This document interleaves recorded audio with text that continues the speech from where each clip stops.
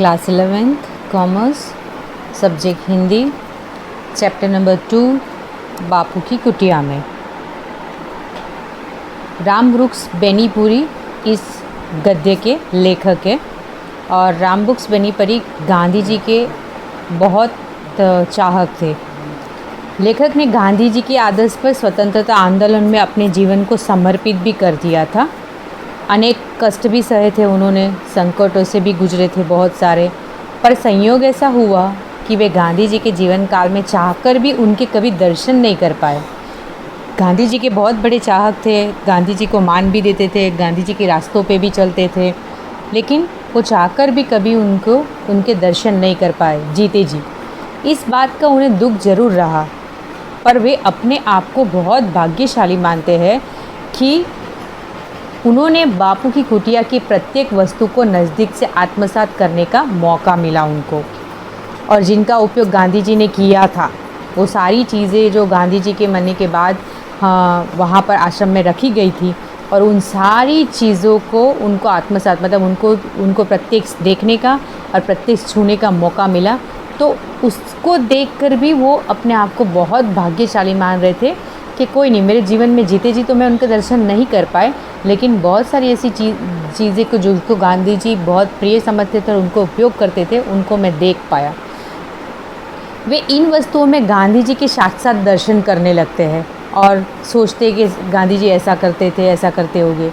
वे अपने आप को धन्य मानते हैं कि कुटिया में गांधी जी के साथ जिस अवस्था में और जितने अधिक समय तक रहने का अवसर उन्हें मिला, शायद जीवित अवस्था में उनके दर्शन करने से इतना साक्षात्कार नसीब नहीं हो पाता, शायद इतना रह भी नहीं पाते वो, इसलिए उन्होंने बोला।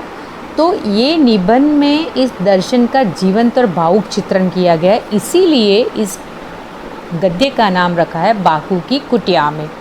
राम वृक्ष बेनीपुरी ने जितना समय बापू की कुटिया में बिताया और हर चीज़ों को उन्होंने आत्मसात किया, वो निबंध के रूप में हमें यहाँ पर प्रस्तुत किया गया है। लेखक राम वृक्ष बेनीपुरी का दुर्भाग्य और सौभाग्य की यहाँ पर पहले बात करेंगे हम। लेखक गांधी जी के आदेश पर स्वतंत्रता आंदोलन में गहरे जुड़े थे, पर संयोग से वे बापू की कुटिया में उनके जीते जी उनके दर्शन नहीं कर पाए थे। इसे वे अपना दुर्भाग्य मानते हैं और सौभाग्य भी मानते हैं।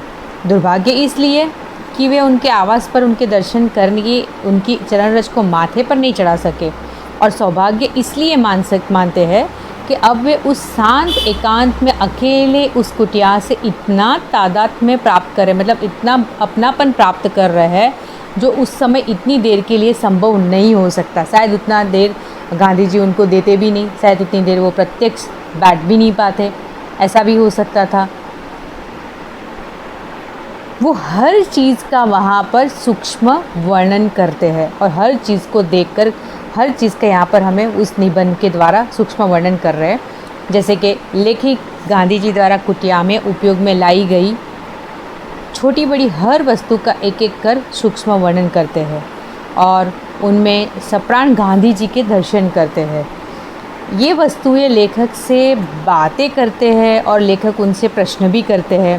वो हर चीज़ को छूते हैं, हर चीज़ को दर्शन करके उसमें गांधी जी की आहट को महसूस करते हैं और खुद ही प्रश्न करते हैं।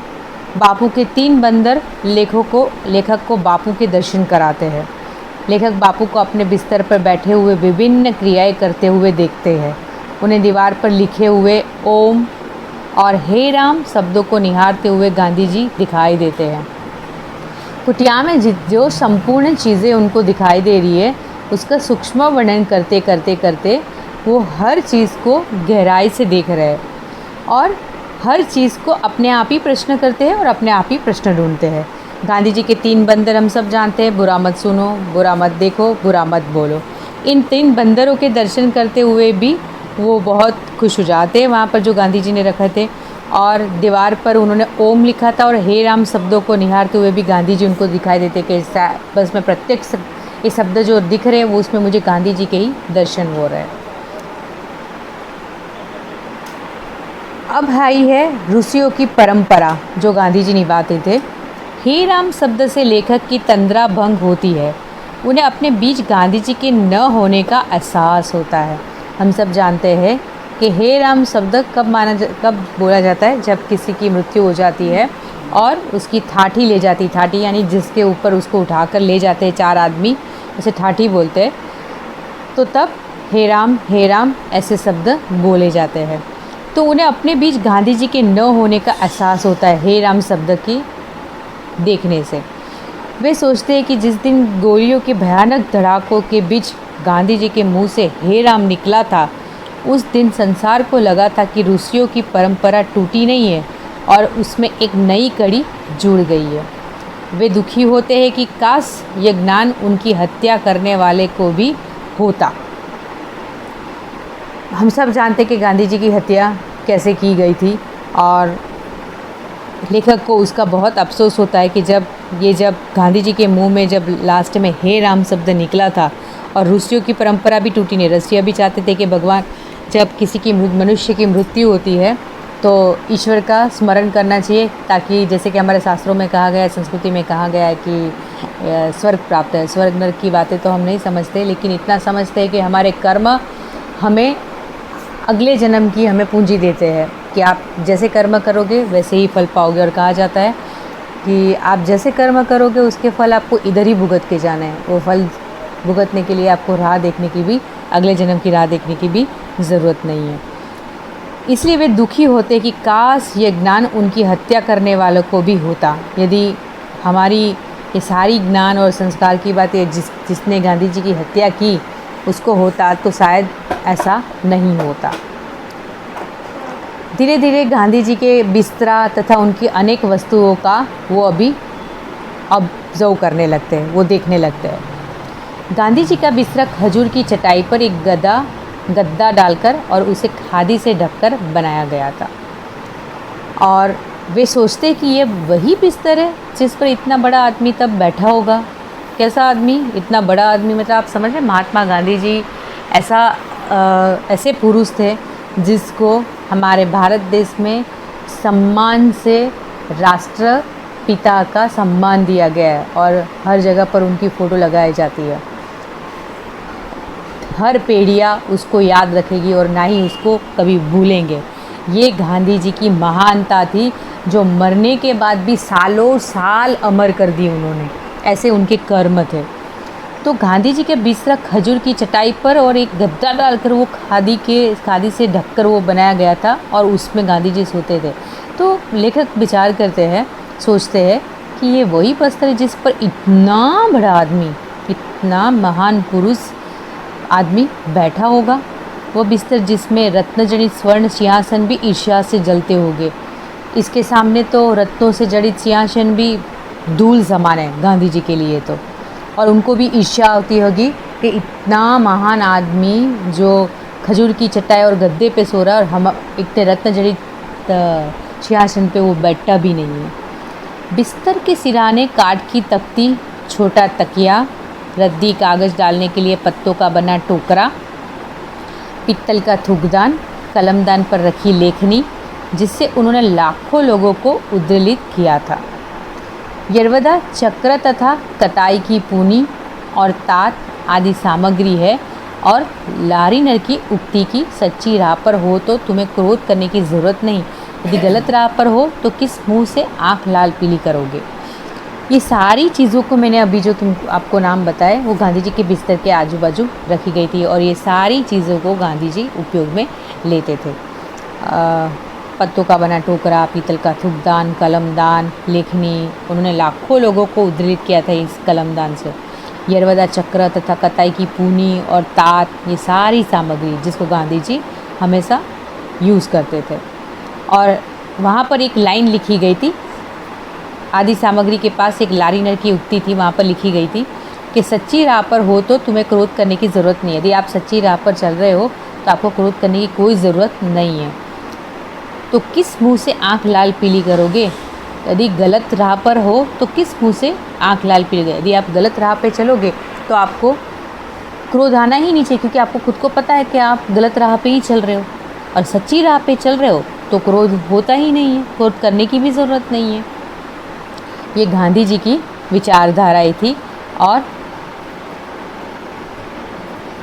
गांधी जी इसको हमें देना चाहते थे कि क्रोध कभी भी नहीं करना चाहिए। क्रोध आदमी का नुकसान ही करता है, मनुष्य को हमेशा नुकसान ही देता है। फिर लेखक बात करते हैं उनकी पुस्तक की। सेल्फ के पहले खाने में बापू की सार्थ गुजराती जुड़नी कोर्स, रिथी किंग, क्रिश्चियनिटी, हज़रत ईशा और ईसाई धर्म, श्रीमद् भागवत गीता। जबकि दूसरे खाने में रामचरितमानस, श्री स्वास्थ्य वृत्ति, आश्रम भजनावली तथा गीता आणि गीताई आदि पुस्तकें हैं। ये सारी पुस्तकें वहाँ पर सेल्फ में रखी गई थी, जिसका गांधी जी चयन करते थे और गांधी जी उसको पढ़ा करते थे। और वो गांधी जी की मुख्य पुस्तकें थी जिसके ऊपर उन्होंने अपना पूरा कर्म नियुक्त किया था। इसके अलावा बापू के 3 बंदर, जिन्होंने बापू की मृत्यु की खबर सुनकर अपने कान, अपनी आंखें और अपना मुंह सदा के लिए बंद कर दिए। अन्य छोटी छोटी वस्तुओं के साथ चटाई पर बिछा छोटा सा कालीन, जिस पर अतिथि बैठा करते थे आके, जो भी गांधी जी को मिलने आते थे वो लोग वहाँ पर बैठते थे। सारे घर में चटाइयाँ ही चटाइयाँ। इन पर कभी नेहरू, राजेंद्र प्रसाद तथा पटेल जैसे बड़े बड़े राजनीतिज्ञ, पत्रकार, साहित्यकार बैठते थे। ऐसा हमारे लेखक सोच रहे कि ये लोग आकर बैठे होंगे, इतने बड़े बड़े आदमी। उन्हीं पर आज लेखक अकेले बैठे हैं। आज वहाँ पर कोई नहीं है।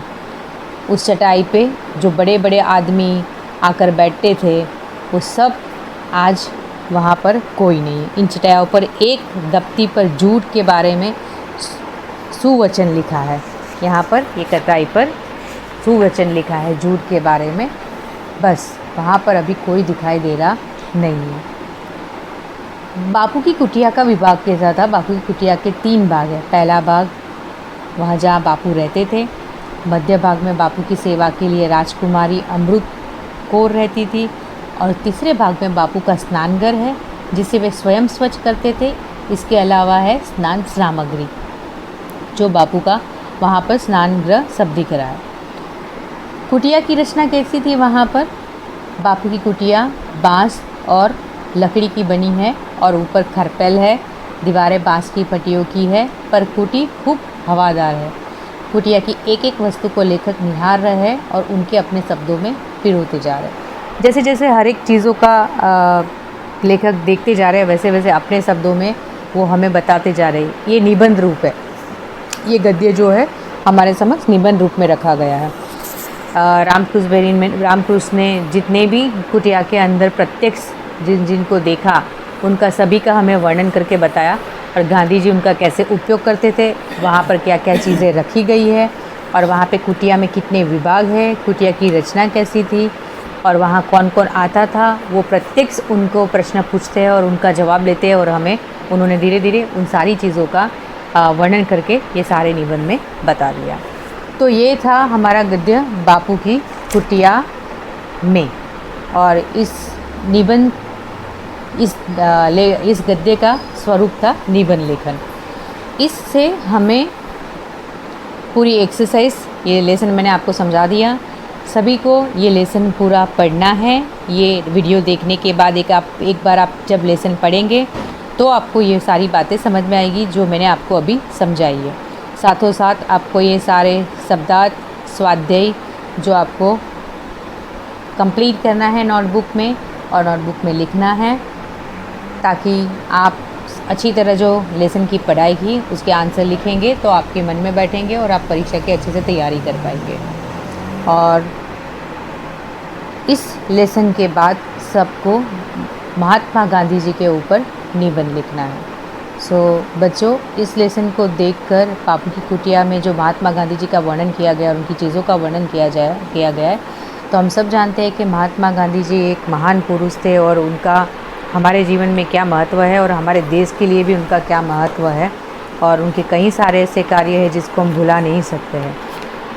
इस निबंध के थ्रू हमें महात्मा गांधी जी का निबंध लिखना है बच्चों को नोटबुक में, और इसका होमवर्क भी आपको कंप्लीट करना है ताकि आप लेसन की तैयारी अच्छे से कर सकें।